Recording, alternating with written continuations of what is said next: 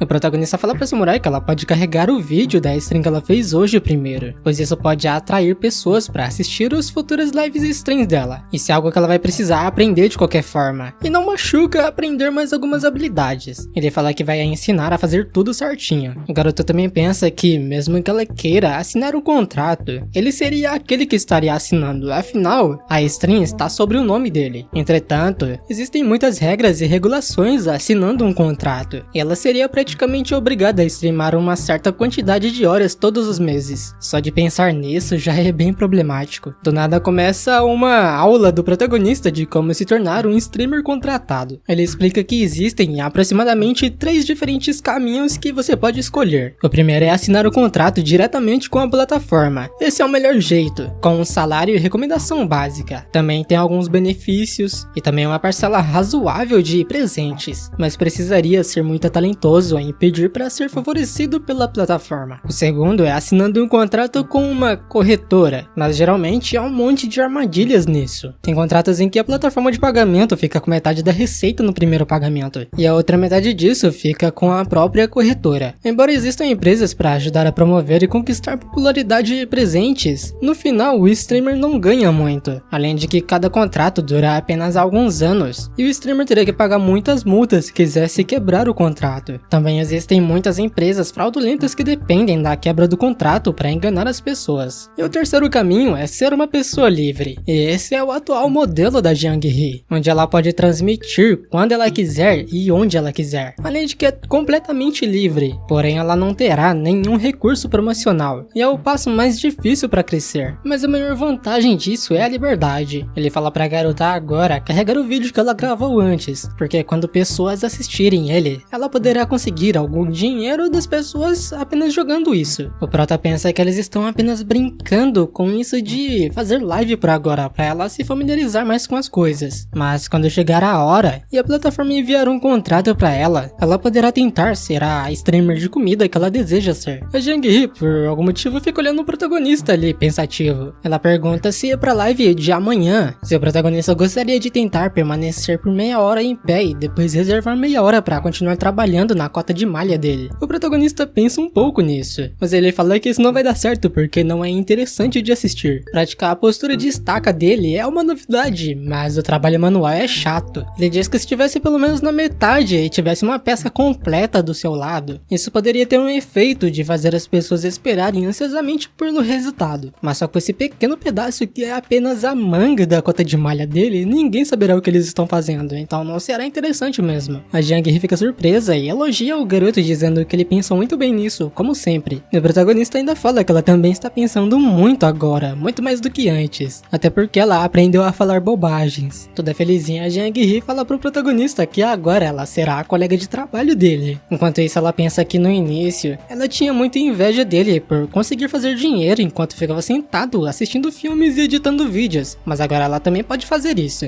E o protagonista em voz alta fala que ele aprendeu as artes marciais dela, e ela aprendeu a arte dele. O garoto fala também que pra ele faria sentido se os dois se chamassem um pelo outro de mestre, mas a garota pergunta se ele pode parar de ser tão estranho assim. O garoto, fazendo graça, fala que ela realmente não sabe como brincar, e pergunta como ela realmente quer o chamar. A Jiang He responde que vai apenas chamar ele de Shu King mesmo, enquanto pensa que não quer saber mais sobre essas coisas estranhas dele. Mas a sem vergonha se aproxima da garota, perguntando então como que ela vai o chamar depois que os dois se casarem. Toda envergonhada, a garota tenta falar que o chamaria de marido, mas ela não consegue completar a frase, e diz que eles verão juntos como que vai ser com o tempo. O sem vergonha na cara fica olhando ela toda tímida ali, e já fica com essa cara pensando que ele tá muito animado só de pensar nessas coisas. Mas a cena muda para 2 dias depois, e o protagonista aparece treinando no meio da rua. Enquanto isso, ele tá pensando que somente através da prática diligente, alguém pode se tornar proficiente em habilidade ou arte, e aprender artes marciais requer de você estudar duro e praticar duro. Do nada, do outro lado da rua, aparece o riquinho chamando pelo protagonista, dizendo que o pai dele, o Wang Zi, está ali. Depois do riquinho, junto com House, se aproxima do prota. O riquinho diz que não o vê há muito tempo, não vê os dois ao mesmo tempo, na verdade meses até. Do nada, o riquinho pergunta ao protagonista se ele ficou mais gordo de novo, só que o prota já manda ele se lascar, dizendo que isso é chamado de ficar robusto. O bichinho tá ganhando músculo, né? Minutos depois, eles vão se sentar em uma cadeira. Todo animado, o Wang Zi fala pro protagonista o dizer exatamente o que ele está praticando, porque na stream ele vê o protagonista se mantendo em pé por exatamente 1 hora sem se mover, mas quando ele mesmo tentou isso, não aguentou nem mesmo alguns minutos. Ele diz que aquele exercício é praticamente uma tortura para as pessoas, e não tinha nenhum lugar no seu corpo que não estivesse cansado. Ele pergunta se o protagonista é realmente um masoquista, ou poderia ser que ele realmente conseguiu o manual do girassol, e pergunta também quando que o prota aprendeu aquilo. Esse manual do girassol é praticamente um manual de artes marciais, que exige que você seja castrado. As ideias. O Raulzinho todo confuso escutando isso já entra no assunto, falando pra eles pararem um pouco e pergunta o que eles estão falando. E o que é o manual do girassol? O King Zi fala que isso é uma longa história, e já começa a inventar uma, dizendo que ele foi para o parque em uma manhã e viu um homem velho fazendo exercícios lá. Ele perguntou ao homem velho se aquilo era realmente útil. O velho disse que sim, mesmo assim o prota não acreditou naquilo. Então o velho disse para o protagonista tentar bater nele então. O Wang Zi interrompeu o prota perguntando se então, e o protagonista pagou 80.000 yuan por machucar ele. Mas o garoto já fica irritado e fala pro seu amigo não interrompê-lo. Só que o Raulzinho interrompe também, falando para eles esperarem e pararem de falar sobre isso. Com o protagonista, o Raulzinho fala que ele quer ver mais sobre isso. Ele diz que os dois deveriam fazer uma queda de braço, pois ele quer ver a mágica das artes marciais que o protagonista esteve praticando. O King Zi já aceita, mas diz pra ele não chorar quando ele perder, e pede até pra colocar um paninho ali primeiro pra não machucar o cotovelo. E o Raulzinho já o pergunta quando que ele começou a se tornar uma garotinha. Com isso, os dois já começam a se preparar, abraçando as suas mãos. Só que o Raulzinho já fica tudo confuso, se perguntando o que está acontecendo. Na verdade, ele percebe que poderia derrotar o protagonista de uma só vez se ele quisesse. Só que pela expressão do prota, não parece que vai ser isso que vai acontecer. O Riquinho já pergunta o que os dois estão fazendo, se eles não comeram algo do tipo, e manda os dois começarem a usar mais força, até que realmente os dois começam a brigar de verdade. E por incrível que pareça, o protagonista é derrotado. O Riquinho já começa a zoar o protagonista, dizendo que parece que as artes marciais divinas dele não são nada. Só que o King Zi, não tendo o seu orgulho ferido, fala que o Raulzinho é digno de ser o guardião do povo, então ele não poderia vencê-lo assim. E o próprio Raulzinho fica se perguntando por que ele não está sentindo que venceu de verdade. Ele se pergunta se poderia ser que o protagonista perdeu de propósito. Do nada o policial pergunta ao prota que tipo de remédio divino ele tomou. Obviamente o garoto fica todo confuso e responde que é como ele disse antes. O que ele aprendeu foi de um homem velho em um parque. Mas claramente o Raulzinho não acredita e chama ele de mentiroso. Ele pergunta se o prota acha que ele é estúpido ou algo assim. A cena já muda pro Riquinho mostrando ao Raulzinho o seu celular, dizendo que aquilo ali realmente não faz sentido algum. Aparece o vídeo do protagonista atrás da samurai treinando. O Raulzinho se pergunta se ele está performando artes marciais. O Wang Zi fala que ele tem certeza de que isso é artes marciais. Ele fala pro policial reparar da pose e diz que isso exala uma aura de justiça. Mesmo assim, o Raulzinho fala que ele não acredita nisso, até porque como que é possível encontrar artes marciais reais nos dias de hoje? Enquanto isso, o prota pensa que já é quase 7 horas da noite e a Jang-hee já está para entrar na arena PVP. Ele vai enviar algumas mensagens com o seu celular para conversar com ela mais tarde. Já o Riquinho fala que o protagonista acabou forrando a mesa com um pano e pergunta desde quando ele começou a exibir um comportamento tão feminino. Fazendo essa pose aqui, o Riquinho fala que o protagonista definitivamente masterizou o manual de girassol. Só que o protagonista já fica irritado e fala que as suas roupas são novas e essa mesa está muito suja. Ele pergunta o porquê ele não faria isso. Ele pensa que seus amigos não vão entender que essa camisa foi dada por sua namorada depois de uma extensa negociação com um vendedor de rua. Embora isso tenha sido uma promoção de compre um e ganhe mais um. Do nada o Riquinho já se aproxima do protagonista pegando em sua mão pedindo pra ele o ensinar. E o prota já joga na cara dele que a condição do seu corpo é muito ruim e ele é muito fraco. Além de que a fundação do seu corpo é pobre e ele quebraria totalmente depois de uma curta sessão de treinamento. Então ele não pode aprender isso. Do nada ele fala também pro Raulzinho que não é nem pra ele pensar em pedi-lo pra o ensinar. Só que o policial fala que ele não quer aprender isso. Ele prefere fazer 200 flexão ao box de sombra do que tentar fazer aquela pose por 1 hora. O Raulzinho já se levanta dizendo que ele já está cheio de coisas sem sentidos e ele vai pegar alguma comida. Porém, quando ele se levanta, por algum motivo ele fica parado ali. O protagonista olha pro Raulzinho e percebe que ele tá com essa cara de bravo. Então ele se pergunta o porquê o Raulzinho ficou tão nervoso assim do nada. E o que foi que ele viu? Olhando para o lado, ele percebe um grupo de pessoas ali bebendo na mesa atrás deles. O prota se pergunta se o Raulzinho Halsey está olhando para aqueles caras. Enquanto fica nervoso, ele pensa que não deve fazer nenhum movimento precipitado. E parece que nem mesmo Halsey se atreveu a se mexer. Coitado do riquinho que por algum motivo tá todo paralisado ali. Ele fala pro Kingsley ir buscar a comida, porque agora ele terá outra coisa para fazer. Então o protagonista mesmo vai. E depois acabou voltando com algumas bebidas, deixando na mesa deles. Com isso, do nada aparece um outro grupo de 3 pessoas ali, todos suando, inclusive o próprio Halsey. Até que do nada o amigo policial do protagonista se levanta de sua mesa, chegando de fininho atrás do que tá com camisa de flores. Quando ele fica próximo o suficiente, ele se prepara e simplesmente amassa a cabeça do cara na mesa ali, e manda todos ali ficarem parados. Inclusive aqueles outros 3 caras que estavam nervosos também são policiais, colegas do Halsey. Parece que é um grupo de criminosos e agora estão presos. Aparece o riquinho todo assustado, perguntando ao protagonista se eles deveriam correr agora, mas o Prata pergunta por que eles correriam. O grupo de policiais começam a levar os presos embora, e o Halsey fala para os dois que ele está saindo primeiro, e diz que eles vão se encontrar depois em uma outra hora. Um dos policiais por algum motivo começa a tirar foto de uma van ali estacionada. O Wang Zi, o riquinho, pergunta se com isso o Halsey vai acabar recebendo algum tipo de mérito. O protagonista responde que vai provavelmente, mas pensa também que o que ele acabou de ver é bem diferente do que é mostrado na televisão. Geralmente quando os policiais gritam pare, as pessoas da mesa se viram e saem correndo dos policiais. Com isso é iniciada uma perseguição e depois uma briga, causando caos por todos os lados. Mas na vida real não é assim que acontece. Os policiais os pegaram silenciosamente, e isso é mais uma prova de que a polícia na vida real é mais perigosa do que nos filmes. O riquinho fica triste ali pensando que eles estavam apenas jantando e tendo um bom tempo, mas do nada ele começou a sentir uma intenção assassina do Halsey quando ficou sério. Ele nem mesmo conseguiu se mover depois disso. O protagonista então fala que os dois deveriam fazer o Halsey os compensar por isso na próxima vez. Enquanto isso ele pensa que também congelou quando ele viu a Jiang-Hee pela primeira vez com a sua espada. E às vezes ele ficava um pouco inquieto quando ela apontava a sua espada enquanto ele estava treinando também. Porém ele não tem mais muito medo disso, parece que ele se acostumou já. Ele pensa que o Halsey atual se transformou silenciosamente em alguém que eles nem reconheceram mais, e isso é realmente inesperado. Já o Wang Zi desanimado ali tá pensando que os seus 2 irmãos mais próximos estão muito diferentes. Um é uma estrelinha ascensão no mundo do vídeo online, faz stream ao mesmo tempo, enquanto o outro se tornou guardião da cidade, como o que você veria na televisão. Já ele é o mesmo de antes, vagabundo e sem rumo, sem nada em seu nome. O protagonista fica olhando e percebe que ele tá ali triste. Então ele pergunta pro Wang Zi se comer o rim desse porco melhoraria o seu próprio se ele tivesse deficiência renal. O riquinho ali fica todo pensativo, confuso, sem saber a resposta disso. Mas ele fala pro protagonista parar de o encarar e comer isso logo e parar de graça. E o protagonista aproveita pra falar pro seu amigo pra ele parar de enviar presentes à toa da próxima vez que eles estiverem em live, porque isso por enquanto é apenas uma diversão, e também a plataforma recebe a maior parte de graça. A cena muda pro protagonista já voltando para sua casa, e a samurai tá ali sentada no sofá abraçando o seu ursinho. O prota vê que ela tá triste também e pergunta o que tem de errado, se ela está infeliz porque não teve ninguém na live stream dela, na verdade por ele não ter assistido a live dela. Mesmo assim a garota não responde, ela enrola um pouco pra falar e depois diz que todas aquelas pessoas que estavam assistindo antes estavam ali apenas pelo protagonista. Todos ficaram perguntando onde o prota estava, e ninguém estava assistindo ela quando o prota não estava ali. O protagonista já fica irritado, se perguntando se isso é verdade. Ele xinga todos aqueles viewers de idiotas, se perguntando se eles realmente apertaram na live só pra o assisti-lo. Ele é apenas um cara ficando em pé e parado. Só que parando de pensar nisso, ele percebe outra coisa. Olhando pra samurai ali com o rostinho dela, ele se pergunta se poderia ser que a guerreira está agindo agora como se estivesse carente. O protagonista, pra acalmar, dá um abraço nela, e a samurai o pergunta se grindar é a única coisa que ela faz bem. Só que sem deixar o coitado responder, ela já dá uma cabeçada no prota. A garota pergunta se ele bebeu de novo, ainda o chama de fedorento. O prota fica se perguntando ali o porquê a cabeça dela é tão dura. A samurai fala que acabou de tomar banho e colocou uma roupa nova. Ela não quer ficar cheirando como ele, que nem um bêbado. Até porque, se ela ficar cheirando mal, a cama também vai ficar cheirando mal. O protagonista pergunta se ele está cheirando tão ruim assim. A samurai pensa que ter o cheiro do protagonista ali, por perto, a faz sentir como se ele estivesse bem ao lado dela. Ué, mas onde ele tá? Tá do seu lado, rapaz. Já o protagonista pensa que ele não deveria estar fedendo tanto só por beber cerveja. Então ele diz, ok, então eu vou tomar um banho primeiro. E a cena já muda para o banheiro. O garotão ali tomando banho pensa que a guerreira aprendeu a se preocupar com os outros e ela não o deixa abraçá-la depois que ele sai pra beber, embora ela saiba se conter quando dá um tapa. Ele se pergunta nos seu pensamento se isso poderia ser algum tipo de talento inato que todas as mulheres aprendem quando nascem, ou já nascem com ele. Quando o garoto sai do banheiro, ele pega a samurai no computador. Ele já fala que viu alguém sendo preso hoje, e quem o prendeu tinha uma postura imponente. Ele diz que todo o corpo do que prendeu estava relaxado, enquanto o pescoço e os ombros estavam tensos, e dava para perceber que ele estava pronto para lutar. Ele pergunta pra samurai se ela já viveu um momento assim. A garota por algum motivo não responde, apenas o olha com essa cara. Do nada ela pergunta, como assim, pronto pra lutar? O protagonista acabou cagando nas calças ali. No pensamento ele pensa, mas que merda é essa? Ele pensa que agora ele entende o porquê aquele cachorro preto decidiu virar as costas e correr. O protagonista então vai para o lado dela. Por algum motivo ele fala que tem algo errado, até porque isso que ela fez agora não foi o mesmo de quando ela apontou a espada dela para ele pela primeira vez. A samurai ali então responde que é, porque tudo o que ele queria fazer naquela época era o dar um guarda-chuva, e ela se lembra dessa memória. O protagonista então se senta no sofá ali pensando que essas coisas que ele fez com ela, a enganar pra pegar em suas mãos e tal,